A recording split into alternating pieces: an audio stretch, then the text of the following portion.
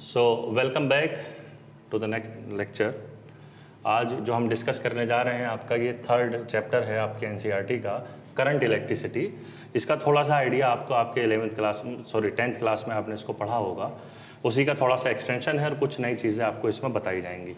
तो सबसे पहले चूँकि हमें करंट इलेक्ट्रिसिटी पढ़ना है तो आपको करंट की ही बात कर लेते हैं। पिछले 2 चैप्टर में हमने चार्ज को स्टडी किया था और उसमें जो चार्ज था आपका वो चार्ज जो था आपका वो रेस्ट में था। तो चार्ज जब रेस्ट में होता है उसकी वजह से इलेक्ट्रिक फील्ड होता है, उसकी वजह से इलेक्ट्रिक पोटेंशियल होता है, वो सारी चीज़ें हमने आपको बताई हैं। डाइपोल का सिस्टम था। अब जो आपकी थर्ड चैप्टर है या जो सेकंड यूनिट है आपके सिलेबस की, इसमें हुआ ये है कि आपका जो चार्ज है वो फ्लो होना शुरू हो गया। अब फ्लो भी 2 तरह से होता है, क्या वो कांस्टेंट वेलोसिटी यानी कि क्या वो स्टेडी फ्लो है या वो एक्सेलरेटेड फ्लो है, यानी कि वो कॉन्स्टेंटली अपनी स्पीड को बढ़ा रहा है। तो हमारा जो इस चैप्टर में फोकस है इसमें ये है कि आपका जो चार्ज है वो स्टेडी फ्लो हो रहा है, यानी कि कॉन्स्टेंटली उसकी जो वेलोसिटी है वो फिक्स है। तो हम जो है नॉर्मली किसी करंट को डिफाइन जब करते हैं तो उसका ये लेते हैं कि किसी सरफेस एरिया से अगर टाइम इंटरवल टी में कोई चार्ज क्यू फ्लो होता हो, पास करके जाता हो उससे, तो इन दोनों का जो रेशियो होता है that is known as the electric current I. आप इसको स्मॉल आई और कैपिटल आई किसी से भी डिनोट कर लीजिए, और इसकी यूनिट जो होती है एम्पियर होती है और हम इसको ए से डिनोट करते हैं। ओके इसके अलावा एम्पियर एक बड़ी यूनिट होती है। इसके अलावा आप मिली एम्पियर या माइक्रो एम्पियर भी यूनिट्स इसकी लेते हैं, तो 10⁻³ जो है वो मिली एम्पियर में कन्वर्ट करेंगे एम्पियर में। चूंकि ऐसा ही यूनिट आपकी एम्पियर ही है तो न्यूमेरिकल करते वक्त आपको इसको एम्पियर में ही कन्वर्ट करना होगा। नॉर्मल या प्रैक्टिकल सिचुएशन में ऐसा नहीं होता कि आपका जो चार्ज है वो यूनिफॉर्म फ्लो हो रहा हो, यानी कि मान लीजिए 5 सेकंड में 2 कॉलम का चार्ज ट्रांसफर होता है, तो ये ज़रूरी नहीं है कि अगले 5 सेकंड में भी 2 कॉलम का चार्ज ही फ्लो होगा। तो इसका मतलब ये है कि चार्ज की जो फ्लो का रेट है वो बदल सकता है। इसलिए आप एक इंस्टेंटेनियस करंट डिफाइन करते हैं और you can say you are defining a current which is not constant throughout the time. So you will define the current at particular interval of time, and that definition is basically given by delta q upon delta t, where delta q is the small charge passing in a small interval of time delta t. आपका interval of time delta T जितना small होगा आपको उतने ही बेहतर result मिलेंगे। तो इसलिए आपने लिमिट यहाँ पर लगाई है that your delta T is tending to 0, that is it should be as small as possible. And I T का मतलब ये है your current is now it is not constant, it is basically the function of time. So your current can change with time. अभी 1 second पे कुछ है, अगले second में कुछ और हो सकता है। ओके लेकिन स्टेडी करंट के लिए ये डेफिनेशन जो है आपकी कांस्टेंट ही रहनी चाहिए। स्टेडी करंट वही है जो आपका for each an interval of time your current should remain constant. तो ये तो आपका आइडिया हो गया इलेक्ट्रिक करंट के बारे में। अब इलेक्ट्रिक करंट जो है वो फ्लूइड्स में भी होता है, गैसेज में भी। जैसे आप जब थंडर स्टॉर्म होता है, कहीं पर क्लाउड जब होते हैं, जब कहीं से लाइटनिंग जब होती है, तो लाइटनिंग से आपके एयर के थ्रू क्लाउड से ज़मीन की तरफ चार्ज ट्रांसफ़र होता है और वो 10,000 ऑफ एम्पियर का उसके बड़े क्या कहते हैं आपके डेवस्टेटिंग या उसके बहुत ज़्यादा विनाशकारी उसके रिजल्ट निकल सकते हैं, बहुत ज़्यादा वो नुकसान पहुंचा सकता है। तो 10,000 ऑफ एम्पियर का वहाँ पर करंट प्रोड्यूस हो सकता है। दूसरी तरफ जो आपकी ब्लड नर्व्स होती हैं या आपकी बॉडी के अंदर जो करंट होता है वो कुछ माइक्रो एम्पियर का होता है। तो दोनों एक्सट्रीम है, एक तरफ लाइटनिंग है तो दूसरी तरफ आपकी बॉडी के अंदर करंट है। ओके तो अब चूंकि एटमॉस्फेयर के थ्रू होता है तो एटमॉस्फेयर में तो गैस है, जो एयर है तो उसमें जो है गैस के थ्रू भी आपका चार्ज फ्लो हो सकता है। इसके अलावा सरफेसेज में भी हो सकता है जिसमें आपके इलेक्ट्रोलाइट्स होते हैं जो आपकी सेल बनाने के लिए यूज़ किए जाते हैं। जो कुछ फ्लूइड्स भी ऐसे हैं जिनमें इलेक्ट्रिसिटी कंडक्ट हो सकती है। हमें जो यहाँ पर फोकस करना है वो करना है इलेक्ट्रिसिटी कंडक्टर्स में इलेक्ट्रिसिटी कैसे फ्लो होती है। तो नॉर्मली हम मेटल्स को डिस्कस करते हैं। आप जानते हैं मेटल्स के अंदर जो होते हैं इलेक्ट्रॉन जो होते हैं वो फ्री इलेक्ट्रॉन होते हैं, यानी कि वो बाउंड नहीं होते हैं नॉर्मली किसी न्यूक्लियस के साथ, वो रैंडमली मूव कर सकते हैं। तो आप मान लीजिए कि आपके पास एक कंडक्टर है, मैंने for the sake of symmetry cylinder assume कर लिया है यहाँ पर, और आप ये अज्यूम करिए कि इसमें जो है आपका इलेक्ट्रॉन्स मूव कर रहे हैं। अब चूंकि इलेक्ट्रॉन्स की मोशन जो होती है वो टेम्परेचर की वजह से होती है तो they will be moving in random directions.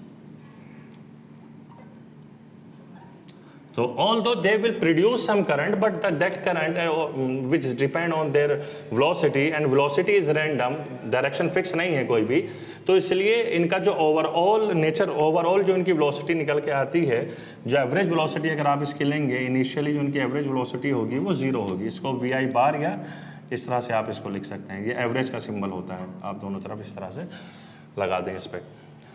तो अब चूंकि इनकी एवरेज वेलोसिटी 0 होती है तो ऑन एन एवरेज आप कह देते हैं कि इसमें कोई करंट नहीं है। लेकिन क्या होगा जब आप यहाँ पर कोई इलेक्ट्रिक फील्ड अप्लाई करते हैं? इलेक्ट्रिक फील्ड अप्लाई करने का तरीका ये होता है कि आप इस कंडक्टर को लीजिए, आप यहाँ पर एक नेगेटिव चार्ज की प्लेट लगा दीजिए और यहाँ पर एक पॉजिटिव चार्ज की प्लेट लगा दीजिए। ओके, अब इसके अंदर जो इलेक्ट्रॉन, जो ये वाले इलेक्ट्रॉन थे, they will attract toward positive, यानी कि ये जो है अब सारे के सारे इधर अट्रैक्ट होंगे because they want to neutralise this plate. ये सारे के सारे इस डायरेक्शन में फ्लो होने शुरू हो जाएंगे और there will be electric field from positive to negative. Electric field आपका इधर होगा। ये जो इलेक्ट्रॉन जो फ्लो हो रहे हैं ये तब तक फ्लो होते रहेंगे जब तक ये सारे के सारे इस चार्ज को न्यूट्रलाइज ना कर दें। तो जब तक आपकी इस प्लेट को न्यूट्रलाइज नहीं किया जाता तब तक इसमें करंट मौजूद रहेगा और after some time they all will neutralise this charge and there will be no movement further, then electric current will become zero. But before it become zero there was the current and that current was due to the motion of these electrons and these electrons are moving because of this field. So basically the electrons in a conductor will move in opposite direction to the electric field. अब या तो आप कोई ऐसी mechanism use कर लें कि यहाँ पर आप पॉजिटिव चार्ज को ट्रांसफर करते रहें हमेशा, कि कहीं से यहाँ से पॉजिटिव चार्ज आता रहे और यहाँ इलेक्ट्रॉन आते रहें कहीं से। तो बेसिकली उस मैकेनिज्म को हम इलेक्ट्रिकल सेल कहते हैं। सेल के बारे में हम बाद में पढ़ेंगे, लेकिन सेल जो होती है वो करती यही है कि वो कांस्टेंट सप्लाई करती रहती है यहाँ पर पॉजिटिव चार्ज की और इधर से कांस्टेंट सप्लाई होती है नेगेटिव चार्ज की, and they will move straightly और they will continuously move without neutralising this plate. क्योंकि मान लीजिए यहाँ पर 10 इलेक्ट्रॉन थे, 10 के 10 इलेक्ट्रॉन न्यूट्रलाइज हो गए तो 10 और आ जाएंगे इधर से, फिर वो 10 न्यूट्रलाइज होंगे तो 10 और आ जाएंगे। तो इलेक्ट्रॉन का मूवमेंट जो है वो यहाँ पर जो है कंटिन्यूसली फ्लो में रहेगा और आपका यहाँ पर एक करंट मिल जाएगा जिसको आप स्टेडी करंट कहेंगे। तो ये आइडिया होता है किसी भी कंडक्टर के अंदर करंट का होने का। बेसिकली फिर वो इलेक्ट्रॉन होते हैं जो आपके मूव करते हैं। अच्छा जी, इस कंडक्टर के थ्रू जो करंट मिलता है उसके रिगार्डिंग में एक बड़ा फेमस लॉ है जिसको आपने अपने 10th क्लास के बुक में पढ़ा होगा, जिसको हम ओम्स लॉ कहते हैं। तो बेसिकली ओम जो थे साइंटिस्ट थे जॉन साइमन ओम, और ओम्स लॉ जो है उन्हीं के नाम से यहाँ पर लिखा जाता है। तो ओम्स लॉ क्या कहता है? ओम्स लॉ को समझ लीजिए क्योंकि ये बहुत ज़रूरी है, इसमें सवाल भी आ सकता है। कुछ सिलेबस रिड्यूस हुआ है तो अब ज़्यादा पोर्शन बचता नहीं है सवाल के लिए। मान लीजिए आपके पास एक इलेक्ट्रिक कंडक्टर है, ये आपके पास एक कंडक्टर है, जैसे ये कंडक्टर था ऐसे आपकी एक स्लैब है। और ओम्स ने ये कहा था कि अगर इस कंडक्टर के अक्रॉस आपका पोटेंशियल V है, इस कंडक्टर की आप लेंथ अज्यूम कर लीजिए L है और इसका एरिया आप मान लीजिए A है। उसने ये कहा था कि अगर इस कंडक्टर के अक्रॉस आपका जो पोटेंशियल डिफरेंस जो जनरेट हुआ है due to this electric field, because यहाँ पर इलेक्ट्रिक फील्ड है तो इसकी वजह से पोटेंशियल भी होगा, तो वो पोटेंशियल अगर V है और इसके अंदर जो करंट फ्लो होता है वो I है, तो ओम्स ने ये कहा था I will be proportional to V। आपकी बुक में ये गलती है, इसको देखिएगा एनसीईआरटी में जाकर, उन्होंने V प्रोपोर्शनल टू I लिखा है, which is wrong. Basically I depend करता है V पे, ना कि V डिपेंड करता हो I पे। तो ये बड़ा क्या कहते हैं इसको हम, बहुत बड़ा फ़र्क है जो आपकी किताब में गलती की गई है, इसको करेक्ट करिएगा। तो I प्रोपोर्शनल टू V होता है। And after that Ohms said that the ratio of V upon I is remain constant for any conductor if the physical properties are not changes। Physical properties जो हैं आपकी अगर वो constant रहती हों।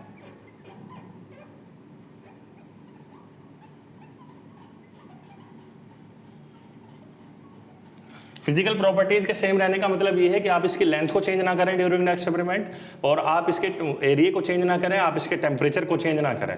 तो अगर ये सारे पैरामीटर आप कांस्टेंट रखते हैं, उनको सेम रखते हैं, if the physical properties remain constant और remain same, then this ratio will hold, that is the ratio of V upon I will always remain constant, and that constant is basically given a special name R, which is known as the resistance। हम इसको क्या कहते हैं? हम इसको resistance कहते हैं। अब रेजिस्टेंस क्या करता है? जैसे कि इसके आपको नाम से जाहिर है, it will basically resist the flow of current. ये फ्लो ऑफ करंट को उसके फ्लो को अपोज करेगा। ये बिल्कुल इसी तरह से आप समझें जैसे कि अगर कहीं पर मान लीजिए आपको जो है कहीं 10 मीटर दूर इलेक्ट्रिसिटी पहुंचानी है, तो आपको एक वायर लेना होगा, एक वायर को यहाँ कनेक्ट करना होगा सोर्स के साथ, और दूसरे को आपको मान लीजिए इलेक्ट्रिक बल्ब पे पहुंचाना है, या कोई और मीटर आपका लगा हुआ है, आपने करंट को फ्लो किया। अब आपको 10 किलोमीटर दूर अपने करंट को फ्लो लेके जाना है, तो आपका जो वायर है उसकी लेंथ कितनी हो जाएगी? 10 किलोमीटर हो जाएगी। इसका और क्या इन दोनों सेम में, क्या इन दोनों सिचुएशन में आपको सेम करंट मिलेगा? 10 किलोमीटर वाले जो वायर होगा उसमें कुछ ना कुछ करंट रिड्यूस हो जाएगा। वो रिड्यूस जिसकी वजह से होता है वो ये रेजिस्टेंस है R, जो किसी भी कंडक्टर के थ्रू करंट के फ्लो का अपोज करता है बेसिकली। तो अगर आप इसको कहें यहाँ से, इसको बड़ा नीटली लिखा जाता है और आपने इसकी ये फॉर्म बहुत देखी होगी, V is equal to IR। Okay, so R जो है आपका रेजिस्टेंस है और इसकी यूनिट जो होती है वो ओम होती है, यानी कि नाम के ऑनर पर रखा गया है, और उसका जो सिंबल है वो इस तरह से सिग्मा बनाया जाता है। बेसिकली ये सिग्मा होता है कि स्मॉल सिग्मा, जिसको हम ओम कह देते हैं। ओके, अब रेजिस्टेंस पे क्या फ़र्क पड़ता है अगर हम इसकी फिजिकल प्रॉपर्टीज़ को चेंज करें? अभी हमने कहा था ना कि फिजिकल प्रॉपर्टीज़ कांस्टेंट रहनी चाहिए। अगर कांस्टेंट नहीं हो रहती, मान लीजिए इस कंडक्टर की आपने लेंथ को बढ़ा दिया या इस कंडक्टर के आपने एरिया को बढ़ा दिया, तो रेजिस्टेंस पे क्या फ़र्क पड़ेगा उसको हमें देखना है अब आगे। तो मान लीजिए ये आपकी स्लैब थी पहले, जैसे अभी हमने ली थी, इसका वोल्टेज V था, अब पोटेंशियल इसके अक्रॉस V था और इसकी लेंथ L थी। इसमें जो करंट फ्लो हो रहा था वो I है और इसका जो सरफेस एरिया है वो A है, एरिया ऑफ क्रॉस सेक्शन कह सकते हैं आप इसको। अब आपने एक ऐसी ही स्लैब और इसके आगे लगा दी है, इसका वोल्टेज भी V है पोटेंशियल और इसकी लेंथ भी जो है L है। करंट दोनों में सेम फ्लो होगा, जो I यहाँ से एंटर होगा वो इधर जाएगा। तो अब इसके रेजिस्टेंस पर क्या फ़र्क पड़ेगा? We know that R is equal to V upon I, लेकिन अब V कितना हो गया है? V हो गया है आपका 2V। तो जो नया रेजिस्टेंस होगा that will be equal to 2V upon I and it will be equal to 2R, because V upon I को हमने क्या कहा था? V upon I को हमने 1R कहा था। तो 2V upon I आपका 2R हो जाएगा। इसका मतलब क्या हुआ? Your resistance is increasing with increasing the length। आप एक और स्लैब यहाँ पर लगा देंगे अगर सेम लेंथ की और सेम पोटेंशियल की, तो ये 3 टाइम हो जाएगा। That means as you are increasing your length of the conductor, your resistance is increasing. इससे रिजल्ट ये निकल के आया that your R is proportional to the length. Okay, now what I do, if I will increase the area and keeping the length same, that means मेरे पास ये एक slab थी पहले की तरह, इसमें पहले की तरह ही करंट I फ्लो हो रहा था, एरिया A है इसका और इसका जो वोल्टेज है V है। मैं इसके ऊपर एक और स्लैब रख देता हूँ। ओके, इसमें भी करंट I ही फ्लो होता है, इसका भी एरिया A ही है और इसका भी पोटेंशियल जो है वो V ही है। तो पोटेंशियल तो दोनों में सेम है, V ही है, लेकिन करंट दोनों में कितना हो गया? अब I और I हो गया, और एरिया कितना हो गया आपका? A और A 2A हो गया। Now the new resistance will be R dash will be equal to V upon 2I, because your voltage is constant, because voltage now is constant, तो आपका जो नया रेजिस्टेंस है वो पहले से हाफ हो गया।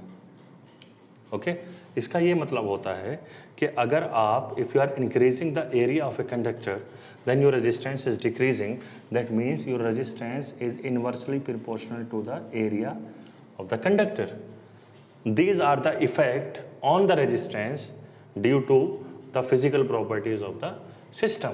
अगर आप फिजिकल प्रॉपर्टी यानी कि आप लेंथ और एरिया ही तो चेंज करेंगे ज़्यादा से ज़्यादा, अगर आप इन दोनों को चेंज करते हैं तो आपको दिख सकता है इक्वेशन 1 और 2 में क्या फ़र्क आता है। लेंथ के साथ आपका रेजिस्टेंस इंक्रीज होता है और एरिया के साथ आपका रेजिस्टेंस जो है वो डिक्रीज होता है। If you combined these two properties, if you combined them, then you will get, on combining equation 1 and 2, you will get R is proportional to L upon A. And to remove the proportionality, you have to consider some constant, and then consider constant is known as the rho L upon A. This rho, which can be written as R A upon L, the dimension of rho will be ohm meter. This rho is known as the specific resistance,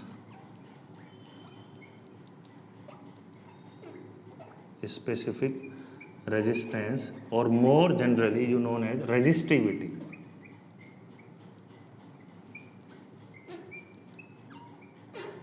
okay, resistivity और resistance में एक बड़ा फ़र्क है, उसको आप समझ लीजिए।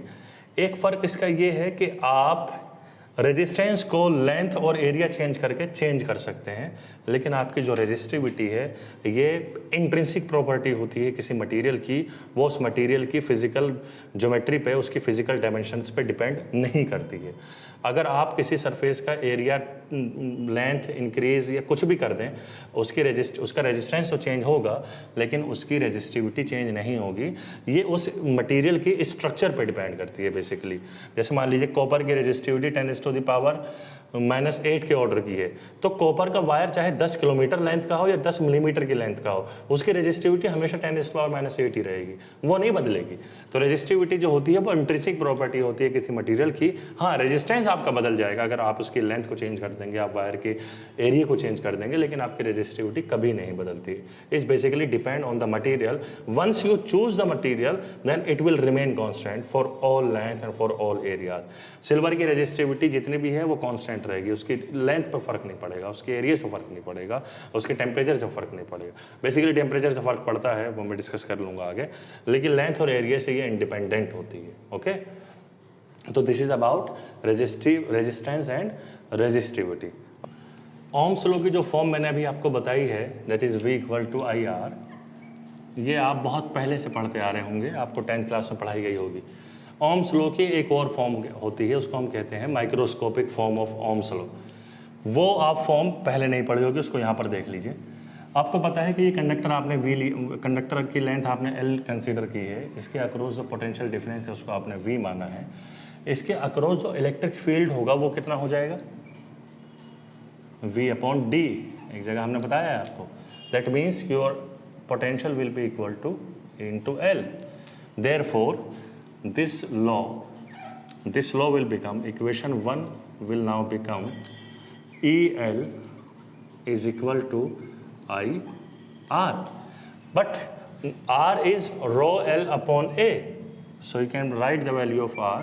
EL will be equal to I rho L upon A.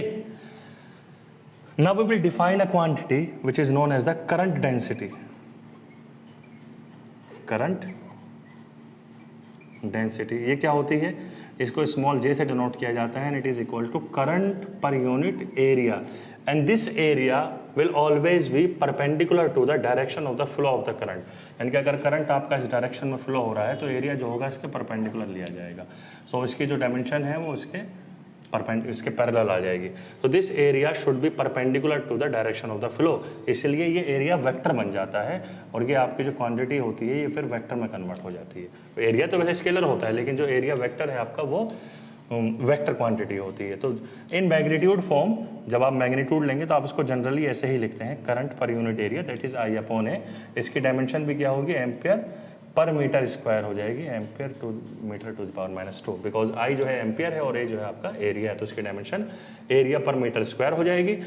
यहाँ पर ये आ रहा है I/A आ रहा है, तो इस इक्वेशन 2 में I/A या मैं J को यूज़ कर सकता हूँ, L से L कैंसिल कर दीजिए आप, that means E will be equal to I/A into रो।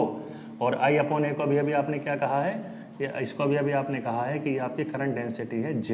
तो ये ओम्स लॉ की एक फॉर्म हो गई जिसको हम कहते हैं microscopic forms of Ohm's law. ये माइक्रोस्कोपिक फॉर्म है इसकी, या इसको वेक्टर फॉर्म भी कह देते हैं हम, क्योंकि इसमें इलेक्ट्रिक फील्ड आपका वेक्टर है और इसमें J भी आपका वेक्टर है। अच्छा, इसको एक तरीका और है लिखने का, J will be equal to E/ρ। Okay, 1/ρ, because rho is the resistivity, इसका जो रेसिप्रोकल होगा वो कंडक्टिविटी कहलाती है। So 1/ρ is basically denoted by sigma and it is known as the conductivity. Resistivity ये बताती है कि आपका कितना रेजिस्टेंस होना है, और कंडक्टिविटी ये बताती है कि आपका मटेरियल कितना ज़्यादा कंडक्टिंग है। If you use this definition 1/ρ is equal to J, then you will end up with J will be equal to sigma E. This is very well known form of Ohm's law. Okay? तो जिस तरह से ये Ohm's law है उसी तरह से ये भी Ohm's law है। ये दोनों ही Ohm's law को बताते हैं। ये आपने पढ़ा होगा, ये आपने आज पढ़ लिया। ये वेक्टर फॉर्म है, या इसको हम माइक्रोस्कोपिक फॉर्म्स भी कह देते हैं, microscopic form of Ohm's law। So this is about Ohm's law। इसके बाद जो मुझे डिस्कस करना है बेसिकली वो है हमारी limitations of Ohm's law. Ohm's law क्या हर टाइप के मटेरियल पे एप्लीकेबल है या कुछ स्पेशल कैटेगरी हैं जिन पे आपका ओम्स लॉ अप्लाइड होता है? तो वो लिमिटेशंस में आता है कि ओम्स लॉ कहाँ कहाँ अप्लाई हो सकता है। और ओम्स लॉ की वैलिडिटी को चेक करने का बड़ा आसान सा तरीका है। वो आसान तरीका ये है कि you have to plot a graph between voltage and current. If that graph is a straight line, then that material will follow or will obey the Ohm's law. And if that graph is not a straight line, then it will not follow the Ohm's law. तो simple सी चीज़ है आपकी, आपको V और I में graph plot करना है। अगर आपका ग्राफ स्ट्रेट लाइन आता है किसी मटेरियल के लिए तो वो ओम्स लॉ को ओबे करेगा, अदरवाइज वो ओम्स लॉ को ओबे नहीं करेगा। तो इसके बेसिस पे दो टाइप के मटेरियल बनते हैं। इसको हम एक को कहते हैं ओमिक मटेरियल, जिसको हम कहते हैं जो ओम्स लॉ को फॉलो करता है। दूसरे होते हैं नॉन ओमिक मटेरियल जो ओम्स लॉ को ओबे नहीं करते हैं। तो इसको देख लीजिए, लिमिटेशंस में आता है। तो जैसा कि हम जानते हैं according to Ohm's law V is equal to IR. That means you have a linear relationship with V and I, and if you plot a graph between V and I according to Ohm's law, it will be a straight line. तो most of the conductor जो आपके होते हैं, जो metals हैं आपकी, उनमें ये लीनियरिटी ओबे होती है किसी हद तक। तो जिनमें ये लीनियरिटी ओबे होती हो हम उनको ओमिक मटेरियल कहते हैं।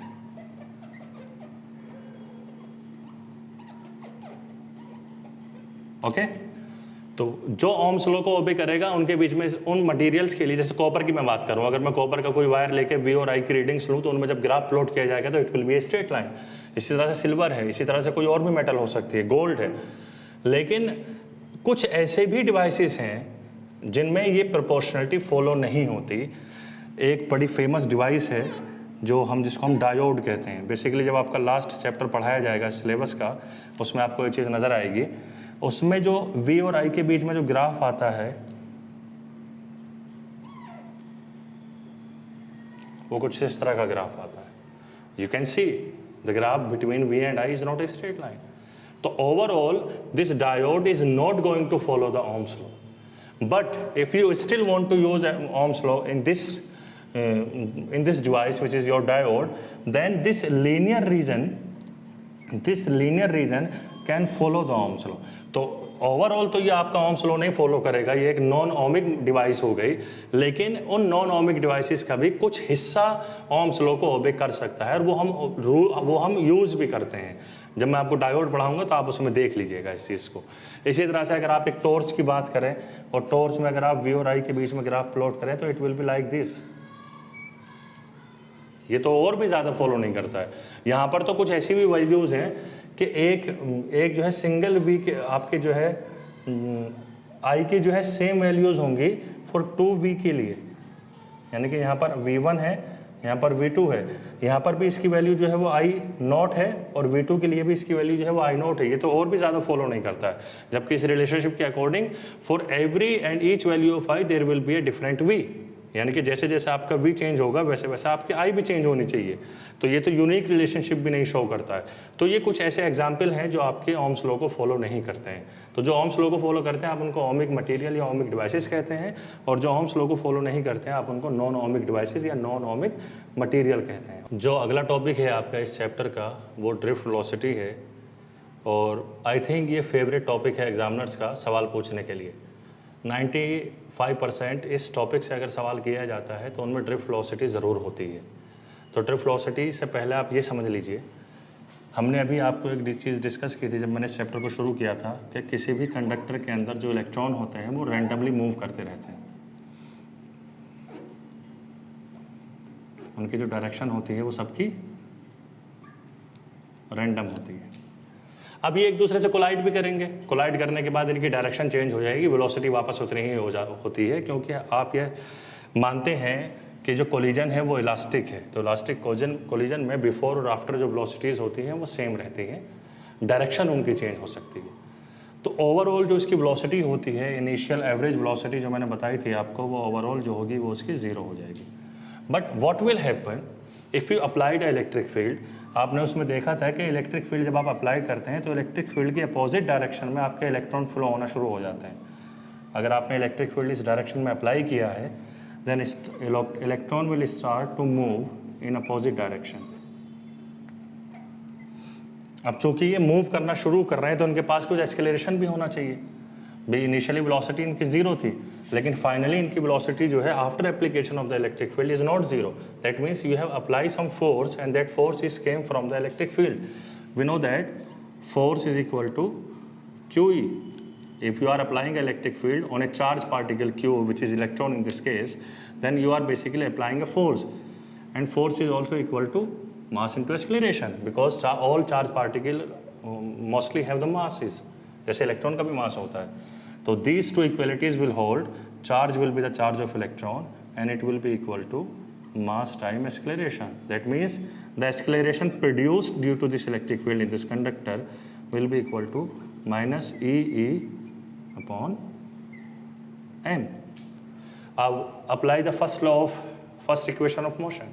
We know that V is equal to U plus AT. Okay, ये आपकी first equation of motion है.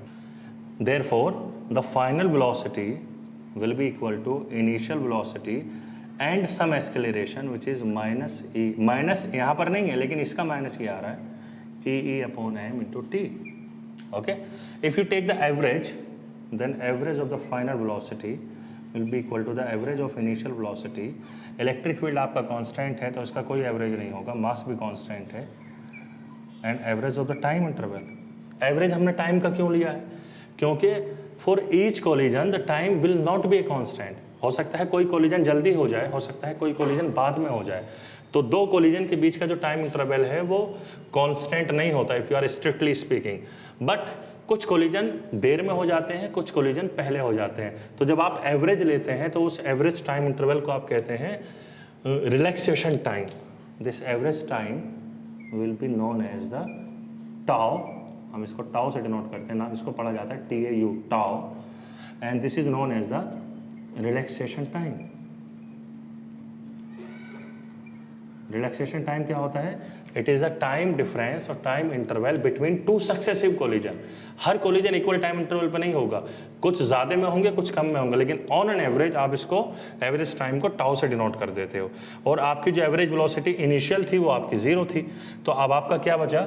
The final velocity after application of the electric field average, it will be equal to minus E upon m tau, where tau is the relaxation time. Okay, this velocity, this final velocity which is acquired by the electron after application of the electric field in a conductor is known as the drift velocity. आप इसको क्या कहते हैं?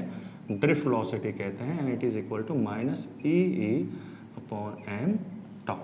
Okay, and in vector if you are interested in magnitude only, then you have to take magnitude. तो यहाँ पर minus sign हट जाएगा आपका, it will become E upon m tau.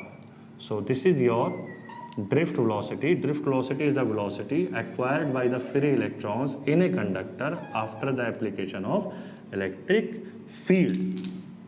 Okay, so this is your the formula of drift velocity. अब इसके बाद इसकी एक एप्लीकेशन है जो मुझे डिस्कस करनी है, और वो एप्लीकेशन क्या है? वो एप्लीकेशन ये है कि ये इलेक्ट्रॉन अब इस वेलोसिटी से मूव कर रही है, आपको क्लियर है. मान लीजिए किसी इलेक्ट्रॉन को यहाँ से यहाँ तक आने में डेल्टा x डिस्टेंस कवर करने में डेल्टा t टाइम लगता है. Then distance is equal to speed into time, speed into time. तो ये जो आपकी लेंथ हो जाएगी delta x, it will be equal to VD delta t. If the surface area of this or area of cross section of this surface is capital A, then what will be the volume of the cylinder? Volume will be equal to area into length. Area into length will gives you the volume, and length is nothing but VD delta T. So it will be your volume. If you assume that there are n number of electrons per unit volume within the cylinder, let us assume n number of electrons per unit volume.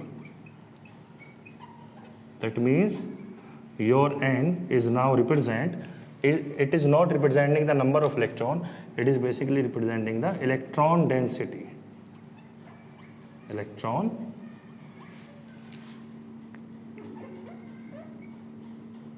Okay तो electron density क्या होती है, number of electron per unit volume, then therefore total number of electron N will be equal to number of electron per unit volume into volume, तो volume से volume cancel हो जाएगा, आपको number of electron मिल जाएंगे यहाँ पर, and they are equal to N, और volume कितना है आपका A V D delta T. So these are the total number of electron within the cylinder. We know that how would you calculate the charge? Charge is equal to Ne होता है, लेकिन यहाँ पर N आपने reserve कर लिया electron density के लिए, तो यहाँ पर आप इसको लिखेंगे capital Ne. Therefore charge will be equal to, what is charge? Capital N की वैल्यू रखिए NaVd delta T into E. This is all the charge deliver or pass through this surface area in the interval of time delta T. इसलिए मैं इसको delta Q लिख दूंगा. Therefore the current will be equal to delta Q upon delta T. ये definition है, and this is going to be how much? NeAVT. Okay. We know that the current density J is equal to, और इससे पहले आप एक काम ये कर लीजिए, Vd की वैल्यू रख दीजिए, क्योंकि ये एक्सप्रेशन भी कभी कभी आता है. What is the value of Vd? Vd is E upon m into tau, magnitude form में लिखना है, तो NeA Vd की वैल्यू हो गई E upon m into tau. So this will be equal to Ne square E upon m tau. This is your current. But I upon A, it is your current density. I upon A. A को आप इधर ले आइए. So it will be equal to Ne square tau upon m E. If you remember the Ohm's law, microscopic form of Ohm's law, that was equal to J is equal to sigma E. इसका मतलब ये हुआ, ये जो पूरी quantity है आपकी, ये बेसिकली आपकी कंडक्टिविटी सिग्मा है. Therefore this sigma will be equal to Ne square tau upon m, and this expression will now become J is equal to sigma E. ये हम पहले भी आपका ओम्स लॉ प्रूव कर चुके हैं, तो यहाँ इस आइडिया से भी आपका ये ओम्स लॉ निकल के आ गया है.